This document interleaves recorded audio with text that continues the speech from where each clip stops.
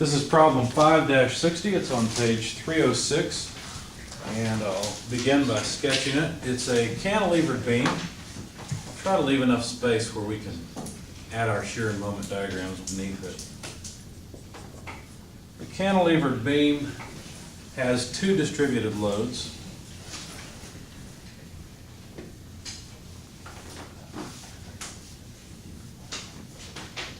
Both distributed loads are 50 kilonewtons per meter.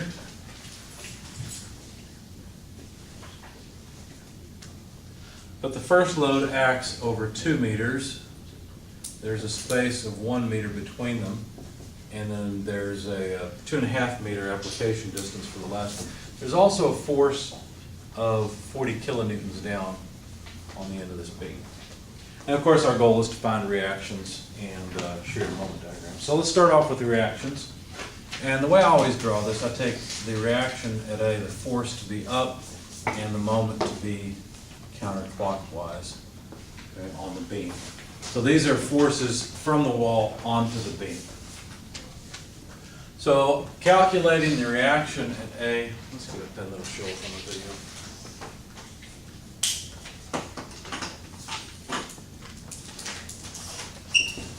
Calculating the reaction at A, that's just summing forces, which is pretty straightforward.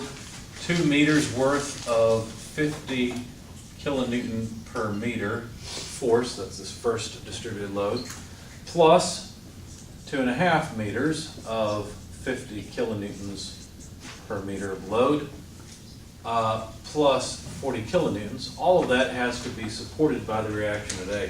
When I plugged this into my calculator, I came out with 265 kilonewtons.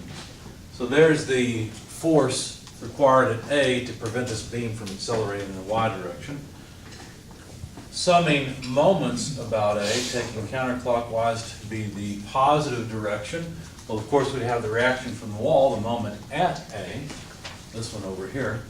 But then all of these other loads, these other three loads, the two distributed in one point load, will cause negative moments. So the rest of these will have negative signs, minus 2 meters, which is this distance, multiplied by 50 kilonewtons per meter.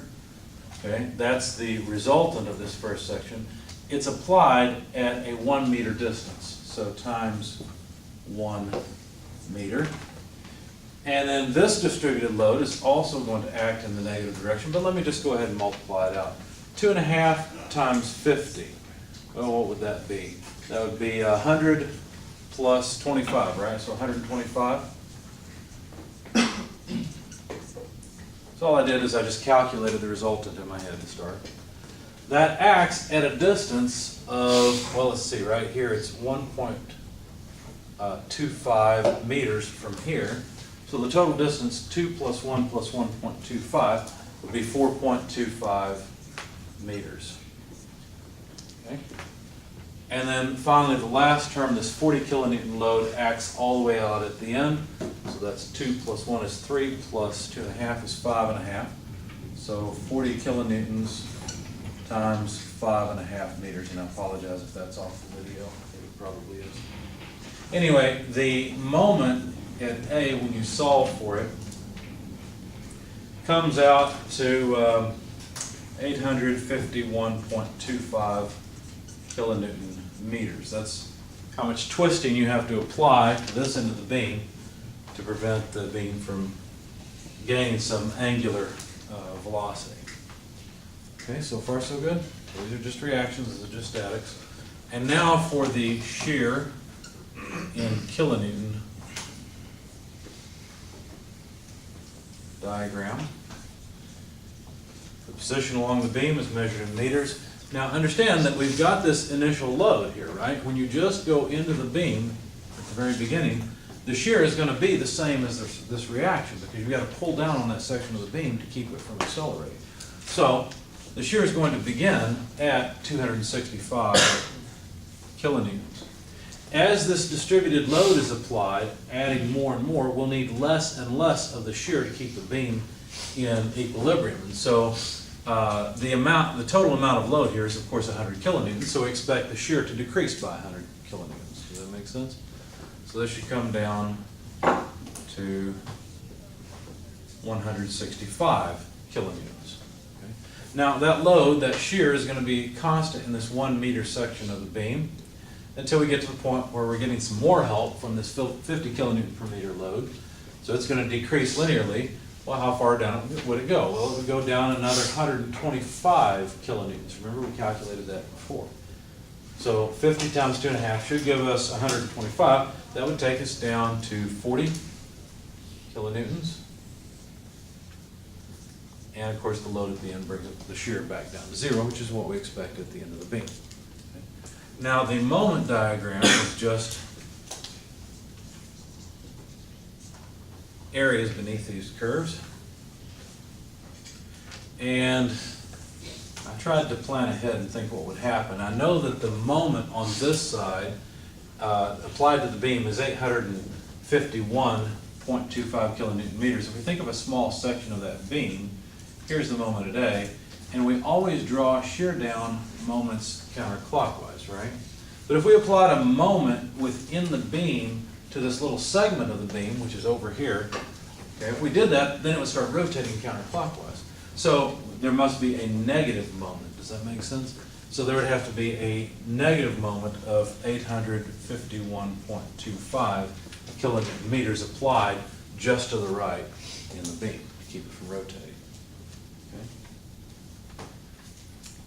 All right, now all we have to do is, again, add up areas. When I did that, you guys can double check me, please. When I did that, I came up with, let's see, something like this. It's concave down. And I ended up at negative 421.25 kilonewton meters. Does anybody second that, agree with it? Won't do quite as, this is an easy area to add. So it won't give you quite as much help on it.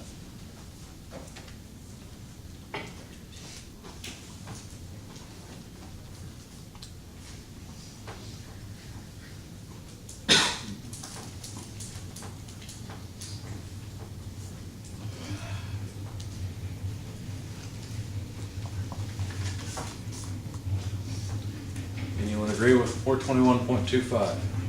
We've got a couple people saying yes. All right. Now the segment, this next section, is going to be a straight segment on the moment diagram because it's a constant change where the slope is 165. So let's see. So this is concave down. I don't want to abbreviate that way. Concave down. This is straight. And the amount of change, this area, brings us up to negative 256.25. And then this area has to be calculated. So on this end, we've got a height of 165, on this end 40. And the easy way to do this is just to take the 165 plus the 40 divided by 2, which gives you the average height, and multiply it by that width. And that'll actually give you the same number rather than computing the area of a triangle or a rectangle. That's an easy way to do that. Anyway, since we're adding area quickly at the beginning and more slowly at the end, that means that we're going to again have a concave down section, something like this. So on either side of the straight line, there's a concave down curve. Okay. And this area should be 256.25. Okay? Questions, comments? Sometimes in your book, your author says to note the largest moment or the largest shear. I don't really care when I assign these problems to you. What I really want is for you to get all the reactions and the shear moment diagram, because then you can just read off anything you want. Of course, you have to label it this way. You can't just draw pretty pictures and hand it in. We need numbers. We're engineers. Okay? Questions, comments?